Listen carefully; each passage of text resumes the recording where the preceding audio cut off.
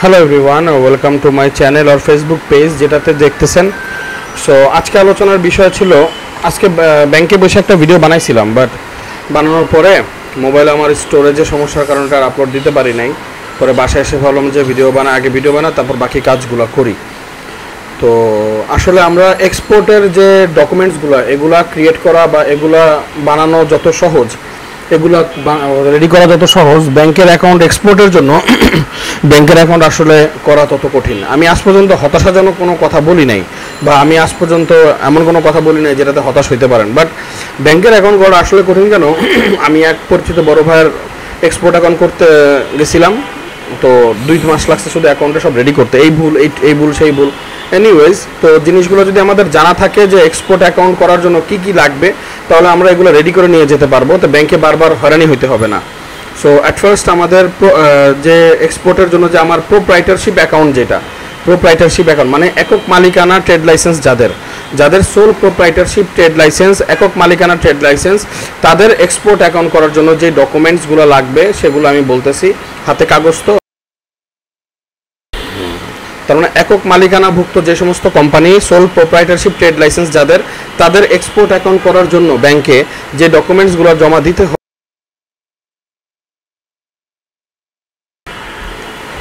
Number 1, application written in pad, মানে আপনার যে কমার্শিয়াল প্যাড আছে, আপনি তো একটা কোম্পানির মালিক, আপনি একটা কোম্পানির প্যাড আছে, ইনভয়েস আছে, প্যাকিং লিস্ট আছে, যেহেতু আপনি এক্সপোর্ট করবেন, সেই প্যাডের মধ্যে আপনার সিল সাইন সহ একটা অ্যাপ্লিকেশন থাকতে হবে। সেই অ্যাপ্লিকেশনটা হবে ব্যাংকের মহাব্যবস্থাপক বরাবর অথবা উপমহাব্যবস্থাপক বরাবর। আপনার ব্যাংকে যদি উপমহাব্যবস্থাপক অধ্যুষিত হয়, মানে ডিজিএম অধ্যুষিত হয়, ডিজিএম এর কন্ট্রোলে চলে, তবে এটা বেসিক্যালি ওইটা বরাবর হবে। এবং যদি এজিএম অধ্যুষিত হয় বা এজিএম এর কন্ট্রোলে চলে, তবে সেটা উপমহাব্যবস্থাপক বরাবর হবে।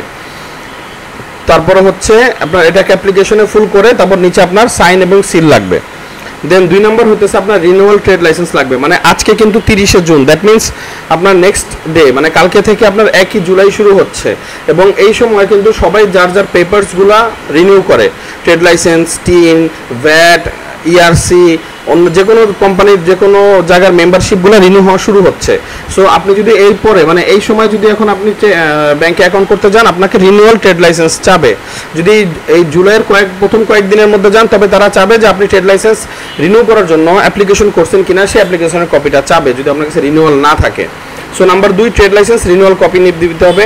3 নম্বর, এনআইডি ফটোকপি দিতে হবে। আপনার এনআইডি থাকুক বা আপনার স্মার্ট কার্ড থাকুক, যেটাই থাকুক, সেটার ফটোকপি আপনাকে ব্যাংকে জমা দিতে হবে। 4 নম্বরে, পার্সোনাল টিন সার্টিফিকেট আপনাকে দিতে হবে। যেহেতু কোম্পানির নামে বেসিক্যালি কোনো টিন সার্টিফিকেট হয় না, আর আপনি যেহেতু সোল প্রোপ্রাইটারশিপ এক্সপোর্ট অ্যাকাউন্ট করবেন, সো আপনার পার্সোনাল যে সেই টিন সার্টিফিকেট জমা দিবেন। এবং আপনার টিন সার্টিফিকেট যদি 2-3 বছর হয়ে থাকে এবং আপনি যদি এর মধ্যে ইনকাম ট্যাক্স দিয়ে থাকেন, তবে সেই ইনকাম ট্যাক্স সার্টিফিকেটও আপনি জমা দিবেন। 5 নম্বর হচ্ছে, এটা ছিল 4 নম্বর। 5 নম্বর হচ্ছে passport size photo picture 3 copy. আপনার ল্যাব টেস্টেড, মানে ল্যাবের করা ল্যাব কপি আর কি, আপনার পাসপোর্ট সাইজ ফটোকপি 3 কপি আপনাকে অবশ্যই ব্যাংকে জমা দিতে হবে। 6 নম্বর, কোম্পানি ভ্যাট রেজিস্ট্রেশন অথবা বিন নাম্বার। আপনার কোম্পানির যে ভ্যাট দেয়, বাংলাদেশে যেহেতু আমরা থাকি, আমাদের ভ্যাট দিতে হয়। ভ্যাট দেওয়ার প্রত্যেকটা কোম্পানির ভ্যাটের কারণে একটা বিন রেজিস্টার্ড নাম্বার থাকে, ওই বিন নাম্বারটা সহ আপনার ভ্যাট রেজিস্ট্রেশন নাম্বার বা ভ্যাট রেজিস্ট্রেশন যে কপিটা, সেই কপিটা দিতে হবে। এবং আপনি যদি প্রত্যেক মাসে রিটার্ন জমা দিয়ে থাকেন, তবে সেটা আপনাকে দিতে হবে। দেন হচ্ছে 7 নাম্বার হচ্ছে electricity bill, present address and office deed agreement. This is the most important part of your export account creation. কিরকম? আপনি ধরেন আপনি থাকেন ধরেন 11/1 কোয়াল্টার রোড, সাপোজ আপনি থাকেন ওইখানে, বা আপনার ওই বাসার কারেন্ট বিলের একটা কপি দিতে হবে। যদি আপনার মিটারে থাকে, মিটারে যদি আপনি রিচার্জ করে থাকেন, তবে অবশ্যই মিটারের যে কার্ড দিয়ে রিচার্জ করেন, কার্ডের এপিট আপনার ছবি তুলে ওটা ফটোকপি করে ব্যাংকে জমা দিতে হবে। সেকেন্ড, আপনার অফিস ডিটের এগ্রিমেন্ট থাকবে, মানে আপনার ট্রেড লাইসেন্স, আপনার ইআরসি তো জমা দিতে হবে না ফার্স্টে। ভ্যাটের মধ্যে যেই অ্যাড্রেসে আপনার ট্রেড লাইসেন্সটা করা আছে, আপনার ট্রেড লাইসেন্স ধরেন করা আছে 5 নম্বর বসুন্ধরা বা 5 নম্বর বাড়িধারা, যেটাই হোক, ঠিক সেইটাই আপনার অফিস ডিট এগ্রিমেন্ট আপনার আছে কিনা, ঠিক আপনার অফিসের ডিট যেটা থাকবে ঠিক ওই অ্যাড্রেসের থাকতে হবে। এবং ওই অফিস যদি আপনার ভাড়া নাও থাকে, তবে মালিকের সাইন থাকতে হবে, আর যদি নিজের থাকে তো হয়তো বা দলিলের ফটোকপি দেওয়া লাগতে পারে। দেন 7 নম্বর গেল। দেন 8 নম্বর, proprietor must sign in front of account opening officer. তো অনেকে বিদেশ থেকে আমাকে বলছিলেন কয়েক ভাই যে ভাই অ্যাকাউন্ট আমি বাংলাদেশে থেকেই করতে পারবো, তো আমি বারবার বলছিলাম বাংলাদেশ থেকে এখন এক্সপোর্ট অ্যাকাউন্ট হয় না, export is too much difficult from Bangladesh this days.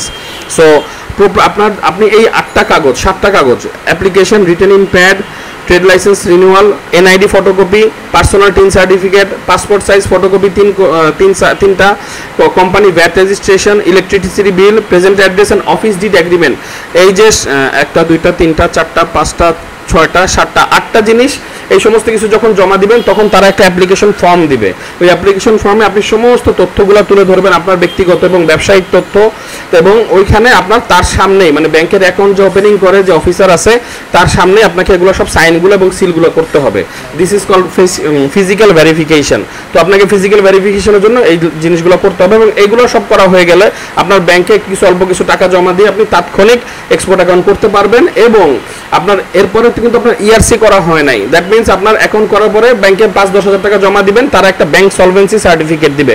Bank solvency certificate এবং অ্যাসোসিয়েশনের মেম্বারশিপ সার্টিফিকেট নিয়ে যখন আপনি জমা দিবেন তখন আপনার ইআরসি হয়ে যাবে। সো আজকে এই পর্যন্তই, ইনশাআল্লাহ নেক্সট ভিডিওতে আরও কিছু কথা নিয়ে আসবো ইনশাআল্লাহ। Thank you for watching my video.